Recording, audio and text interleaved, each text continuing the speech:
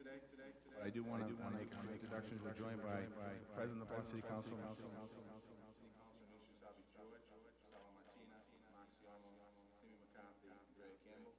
State Representative Registrar Royal, State Senator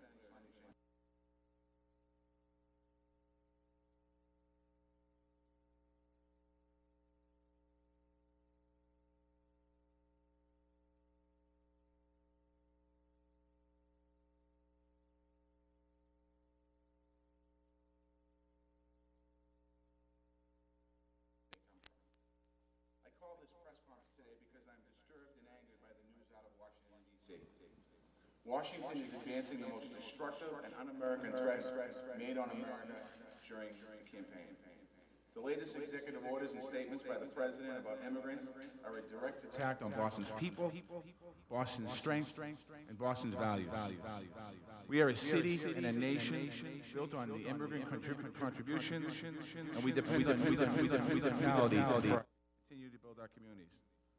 28% of the residents of the city of Boston are immigrants. 48% of our children, like myself, have at least one foreign-born parent. Boston was here for me and my family, and for as long as I am mayor, I will never turn my back on those who are seeking a better life. We will continue to foster trusting relationships between law enforcement and the immigrant community, and we will not waste vital police resources on misguided federal actions. We will not be intimidated by the threat to federal funding. We have each other's backs, and we have the Constitution of the United States of America on our side. I want to say directly to anyone who feels threatened today or vulnerable, you are safe in Boston. We will do everything lawful in our power to protect you. If necessary, we will use City Hall itself to shelter and protect anyone who's targeted unjustly. I want to say again, of all Boston into Washington, we will not retreat 1 inch from welcoming diverse global communities that made us one of the most successful cities in the world. Our Office of Immigrant Advancement is available and has expanded services for immigrants who have been proactively monitoring this situation, who might have questions. We ask you to please contact 311, and we have staff online to answer any questions that might come in. And finally, this business of building a wall. The President's energy and the nation's resources should be aimed at solving serious solutions, challenges that we face both globally and locally. He should direct his administration to create good jobs. He should direct plans to help the homeless on our streets. We have a homeless census count tonight, and it'd be great to be able to tell them that they have a home. The veterans re-entering civilian life, the seniors who have worked hard all their life and deserve a secure retirement, and the kids in our school. A president's job is to bring us together and elevate us, not divide each of us and tear us down. I'd like to now take this opportunity to introduce to you the President of the Boston City Council and a first-generation American, President Wu.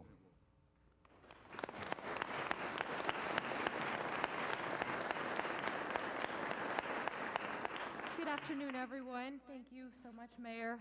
I'm here to stand proudly on behalf of all my colleagues on the Boston City Council and just a few of our other colleagues across state government, across county government, across the city of Boston, to stand united with the mayor. Immigrants are the bedrock of our country and the fabric of our city, and we stand united here today against President Trump's anti-immigrant actions. What the president did today is an attack on the city of Boston and on other communities that have policies protecting immigrants. The Boston City Council proudly passed in 2014 the Trust Act, sponsored by Councilor Josh Zakem and passed unanimously by the council, which we then unanimously reaffirmed in 2016, emphasizing that our city is a home for everyone, and we want to make sure that every person feels that they have a place in the city of Boston. As a mother of a young child, I want to reassure all of the other mothers and fathers out there who may wake up scared, who may see their children wake up scared. We see you and we've got your back. And to the immigrant students and entrepreneurs in Boston, we are going to make sure that this city remains your home. President Trump wants to tear us apart, but this is only going to make us stronger. Today we gear up for an important fight, And I am proud to be standing here alongside such compassionate and such a diverse group of colleagues. Together, we are going to stand united for Boston behind a message and a promise of compassion. Thank you. Thank you, Mayor. Thank you, President.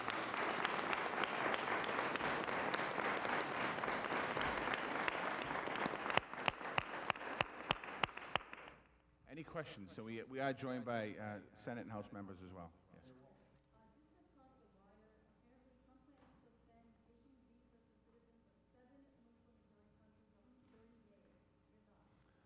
I think I made my thoughts very clear. I think this is unfortunate. We are a country that was built on immigrants, by immigrants. This is not the message, this is not the great united that we heard about in the campaign about making America great again. What we're doing is isolating America.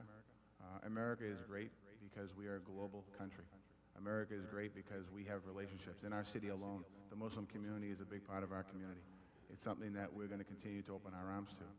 I think this is the beginning today. I think you're going to see cities around America step up here and say enough is enough.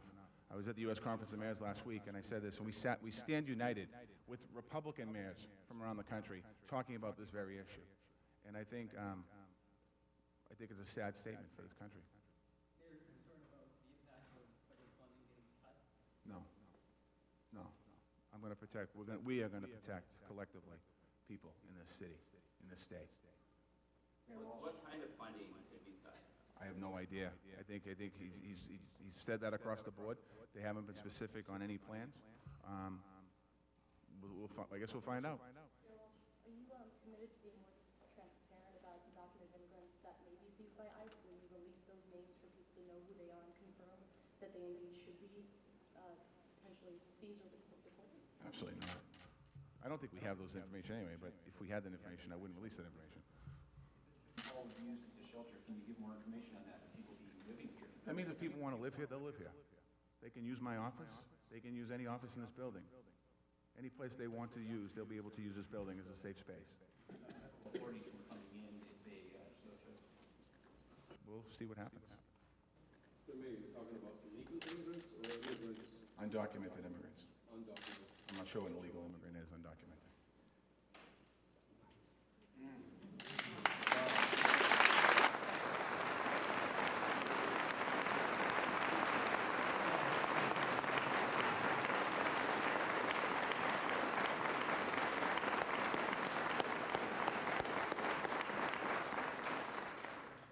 Any other questions? You said that you're going to stand up here, you're going to stand up against this. Is there any point where you would have to accept federal money and you would say, no, or you would say, I need to take this money instead of being a sanctuary city? If there's strings attached to federal money coming out of Washington, D.C. that's supposed to help our city, and there's strings attached to it, the money's not worth taking. So in any circumstance, you would remain. I don't know what those circumstances would be. All I know is that I was a member of the Massachusetts House of Representatives, and when the legislature sent a bill to the governor, and the governor signed it into law, the governor had no right to stop funding to the programs that were allocated by the Congress or by the House or the Senate. And I believe that's the same way the United States Constitution goes. It's up to our members of Congress and the members of the Senate. What they get in that budget is the spending bill the president has to be obligated to pay. Anything else? I just want to thank you for coming today. This is an important issue. And there's a lot of great people behind me. And there's a lot of people that are afraid and concerned about what's going on. One quick story. There was a young man that came in my office not too long ago, and his mother is undocumented. And he's fearful of his mother being thrown out of the country. And he was born here. And he's about 7 years old. And I saw him the other day. Actually, I saw him about 2 months ago. And he wrote me a note. And the note was, and I've been carrying this note around in my pocket for the last 2.5 months. Dear Mr. Walsh, I am thankful for you because you protect our city from a madman, and you will make me and my family feel safe. Your man, Brian. That's why I'll stand here with my colleagues any day to protect the people who can't protect themselves. Thank you.